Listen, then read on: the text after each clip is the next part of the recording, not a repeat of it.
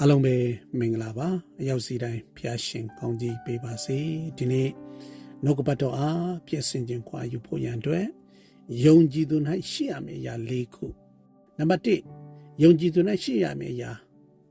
ယုံကြည်ခြင်းဖြစ်ပါတယ်ဟေဘရဲဝါဒစာခန်းကြီး7အငယ်6ယုံကြည်ခြင်းမရှိရင်ဖျားခင်စိတ်တော်နဲ့မတွေ့နဲ့အကြောင်းမူကားဖျားခင်အထံတော်သို့ချင်းကပ်တော်သူသည်ဖျားခင်ရှိတော်မူသည်ကို၎င်းကိုယ်တော်ရှာတော်သူတို့အားအကျိုးပေးတော်မူသည်ကို၎င်းယုံကြည်ရမည်ကျွန်တော်ဒီနေ့ယုံကြည်သူရဲ့အသက်တာထဲမှာဖျားခင်အထံတော်သို့ချင်းကပ်တော်သူကတဲ့ဖျားခင်ရှိတော်မူသည်ကို၎င်းတဲ့ကိုယ်တော်ကိုရှာတော်သူကတဲ့အကျိုးကိုပေးမယ်ဆိုတော့ကိုလည်းယုံကြည်ရမယ်တဲ့အဲ့ဒီအတွက်ကျွန်တော်ဒီနေ့ဖျားကကျွန်တော်စီကတောင်းတဲ့အရာက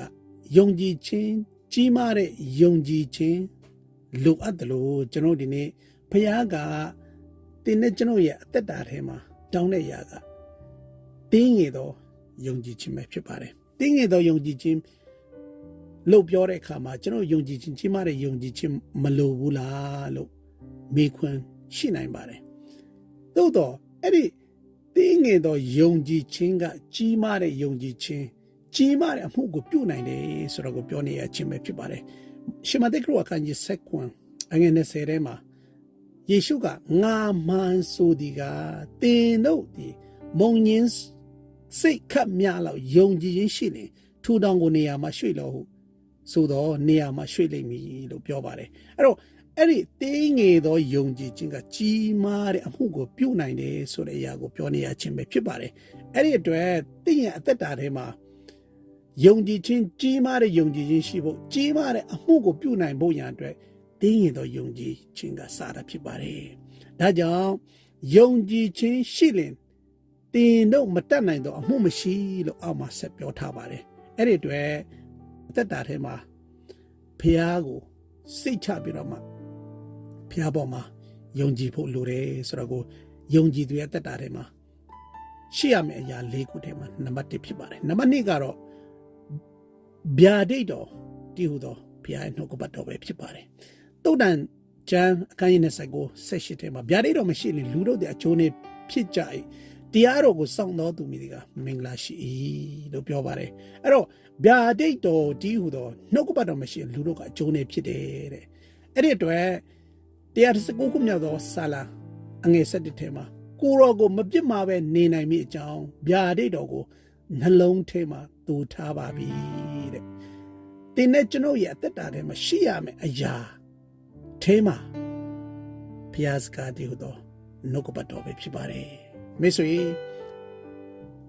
ယုံကြည်သူရဲ့အသက်တာထဲမှာနှုတ်ကပတ်တော်မရှိခြင်းကကျွန်တော်အကျိုးနေတယ်လို့ပြောပါတယ်အဲ့ဒီအတွက်နှုတ်ကပတ်တော်တည်းဟူသောဘုရားစကားကတင်းရဲ့အသက်တာကိုအဆိုးပါစေနှုတ်ကပတ်တော်လူယုံကြည်သူရဲ့အသက်တာထဲမှာနှုတ်ကပတ်တော်မရှိရင်သူတို့ရဲ့အသက်တာထဲမှာစိုးရိမ်ခြင်းဝမ်းနည်းခြင်းကြေကွဲခြင်းနဲ့ရင်ဆိုင်နေရတာဖြစ်ပါတယ်အဲ့ဒီဘုရားစကားကယုံကြည်သူရဲ့အသက်တာဝမ်းမြောက်စေတာဖြစ်တယ်လွတ်မြောက်ခြင်းကိုရတာဖြစ်တယ်အဲ့ဒီနှုတ်ကပတ်တော်ကသာလျှင်ပျော်ရွှင်ခြင်းကိုပေးနိုင်တာဖြစ်ပါတယ်အဲ့ဒီအတွက်ယုံကြည်သူရဲ့အသက်တာထဲမှာဗျာဒိတ်တော်တည်ဟူသောနှုတ်ကပတ်တော်ရှိဖို့လိုအပ်တာဖြစ်ပါတယ်ယုံကြည်သူရဲ့အသက်တာထဲ၌ရှိရမယ့်အရာ၃ခုထဲမှာမွေ့လျော်ခြင်းဖြစ်ပါတယ်119ခုမြောက်သောစာလံအငယ်92ထဲမှာကျွန်တော်တို့ဒီကိုယ်တော်ဤတရား၌မွေ့လျော်ခြင်းမရှိရင်အထက်ကဆင်းရဲခံစဉ်ပျက်စီးပါပြီတဲ့အဲ့တော့ကျွန်တော်တို့ဒီနေ့ယုံကြည်သူရဲ့အသက်တာထဲမှာမွေ့လျော်ခြင်းမရှိတော့ဘူးဆိုရင်ဆင်းရဲခံပြီးတော့မှပျက်စီးပါပြီလို့ပြောပါတယ်မွေ့လျော်ခြင်းကကျွန်တော်ဒီနေ့ဘုရားဝန်နဲ့မွေ့လျော်ခြင်းကအရေးကြီးပါတယ်ချစ်တော်ကြီးကိုမောင်မတို့ဆာလံတစ်ထဲမှာ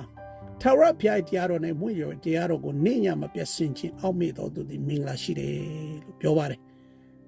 အဲ့ဒီအတွက်ကျွန်တော်နေ့ရက်စဉ်တိုင်းမှာနှုတ်ကပတ်တော်ကိုဆင်ခြင်အောက်မေ့ပြီးတော့မှအသက်ရှင်ပြီးတော့မှနေ့ရက်စဉ်တိုင်းမှာမွေ့လျော်ခြင်းနဲ့မှာရှိနေဖို့နှုတ်ကပတ်တော်ကတွင်တင်နေခြင်းပဲဖြစ်ပါတယ်အဲ့တော့ထိုသူကတဲ့မင်္ဂလာရှိတော်သူဖြစ်တယ်လို့ပြောပါတယ်တရားတော်၌မွေ့လျော်၍တဲ့တရားတော်ကိုနေ့ညမပြတ်စင်ခြင်းအောက်မေ့တော်သူလို့ပြောပါတယ်တည့်ရတတ်တာထဲမှာနှုတ်ကပတ်တော်၌ မွေးလျော်ခြင်းရှိပါလို့အားပေးလိုပါတယ်တိမောသေဩရာစာပထမဆုံးခန်းကြီးလေးရှစ်ကနေ9ထဲမှာကိုယ်ကာယဆုံးမခြင်းသည်များစွာသောအကျိုးကိုမပေးတတ်ဖျားဝတ်၌မွေးလျော်ခြင်းမူကားယခုဘဝနောင်ဘဝ၌ဆက်ဆိုင်သောဂတိတော်ကိုရသည်ဖြစ်၍အရာရာ၌အကျိုးကိုပေးတတ်သည်ဟုစကားသည်တစ္ဆာစကားဖြစ်အကျွမ်းမဲ့ခံယူအပ်သောစကားလည်းဖြစ်၏လို့ပြောရတယ်အဲ့တော့ကျွန်တော်ဒီနေ့ဖျားဝတ်၌မွေးလျော်ခြင်းကတဲ့ယခုဘဝနောင်ဘဝနဲ့ဆက်ဆိုင်သောဂတိတော်အကျိုးကိုပေးတယ်လို့ပြောပါတယ်ဒါကြောင့်ကျွန်တော်ဒီနေ့ယုံကြည်သူရဲ့အသက်တာထဲမှာဖျားဝတ်၌မွေးလျော်ခြင်းကယုံကြည်သူ၌ရှိရမယ့်အရာ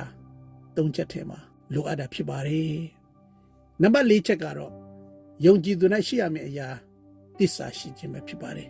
ရှင်လောကခရစ်အခန်းကြီး16အငယ်7ကနေ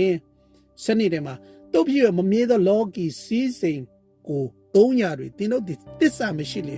မန်သောစည်းစိမ်ကိုတင်းတို့၌အဘေသူအမနီသူတစ်ပါးအမှု၌တင်းတို့သည်သစ္စာမရှိလေအဘေသူသည်အပိုင်ပေးနိုင်မည်တဲ့ကျွန်တော်ဒီနေ့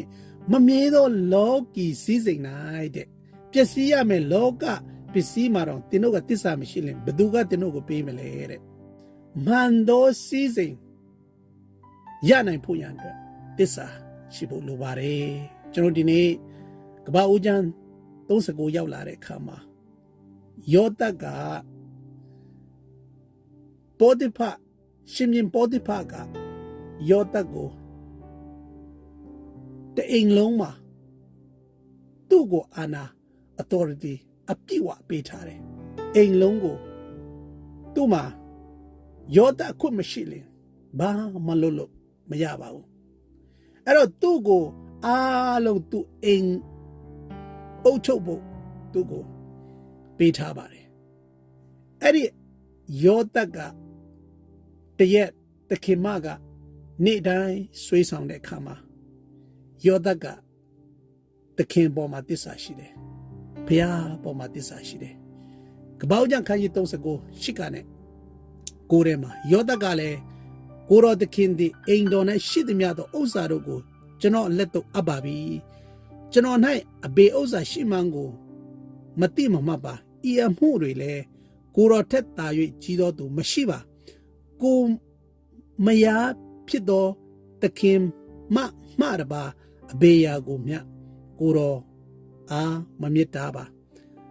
တို့ဖြစ်လင်အပြစ်ကြီးသောဤအမှုကိုကျွန်တော်ပြု၍ဘုရားသခင်ကိုအဘေတို့ပြစ်မှားနိုင်သည်ဟုသခင်ဤမယားကိုငင်း၍ပြန်ဆို၏တဲ့ဒီပေါတိဖမရှိတော့တဲ့အချိန်မှာပေါတိဖမယားကဒီယောသတ်ကိုအမြဲတမ်းနေတိုင်းဆွေးဆောင်တယ်သို့တော့